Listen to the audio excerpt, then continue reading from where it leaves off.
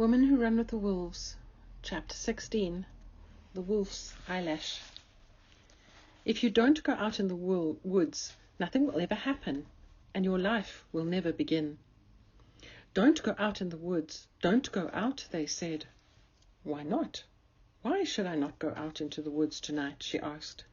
A big wolf lives there who eats humans such as you. Don't go out in the woods, don't go out, we mean it. Naturally, she went out. She went out in the woods anyway, and of course she met the wolf, just as they had warned her. See, we told you, they crowed. This is my life, not a fairy tale to you dolts, she said. I have to go into the woods and I have to meet the wolf, or else my life will never begin. But the wolf she encountered was in a trap. In a trap this wolf's leg was in. Help me, oh help me, ai, ai, ai, cried the wolf. Help me, oh help me, he cried, and I shall reward you justly. For this is the way of wolves in tales of this kind. How do I know you won't harm me, she asked. It was her job to ask questions. How do I know you will not kill me and leave me lying in my bones? Wrong question, said the wolf. You'll just have to take my word for it. And the wolf began to cry and wail once again, and more. Oh, ai, ai, ai! There is only one question worth asking, fair maiden. Woe, ai, the soul! Oh, you wolf, I will take a chance. All right, here. And she sprang the trap, and the wolf drew out its paw, and this she bound with herbs and grasses. Ah, thank you, kind maiden, thank you, sighed the wolf. And because she had read too many of the wrong kinds of tales, she cried, Go ahead, kill me now, and let us get it over with. But no, this did not come to pass. Instead, this wolf put his paw upon her arm. I'm a wolf from another time and place, he said, and plucking a lash from his eye, he gave it to her and said, Use this, and be wise. From now on, you will know who is good and not so good. Just look through my eyes, and you will see clearly. For letting me live, I bid you live, in a manner as never before. Remember, there is only one question worth asking, fair maiden. Woe, ai, the soul! And so she went back to her village, happy still to have her life, and this time, as they said, just stay here and be my bride, or do as I tell you, or say as I want you to say, and remain as unwritten upon as the day you came. She held up the wolf's eyelash and peered through and saw their motives, and as she had not seen them before.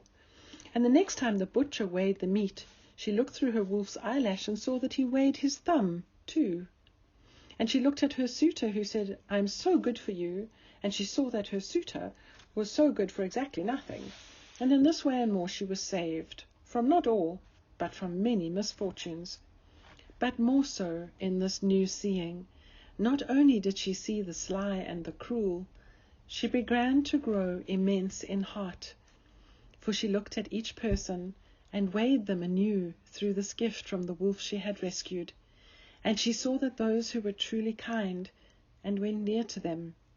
She found her mate and stayed all the days of her life. She discerned the brave and came close to them. She apprehended the faithful and joined with them.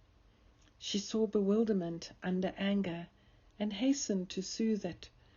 She saw love in the eyes of the shy and reached out to them. She saw suffering in the stiff-lipped and courted their laughter. She saw need in the man with no words and spoke for him. She saw faith deep in the woman who said she had none and rekindled hers from her own.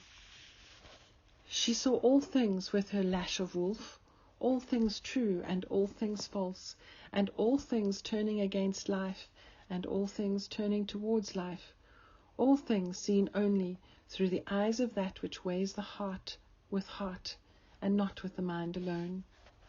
This is how she learned that it is true what they say, that the wolf is the wisest of all.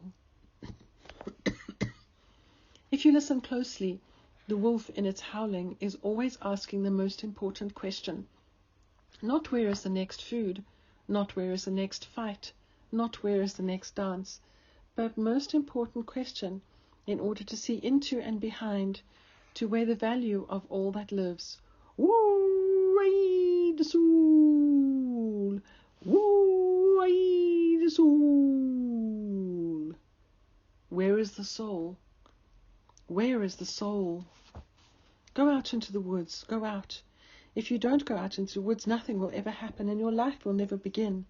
Go out in the woods, go out. Go out in the woods, go out. Go out in the woods, go out. Excerpted from The Wolf's Eyelash, original prose poem by C.P. Estés, copyright 1970, from Rowing Songs for the Night Sea Journey, Contemporary Chants.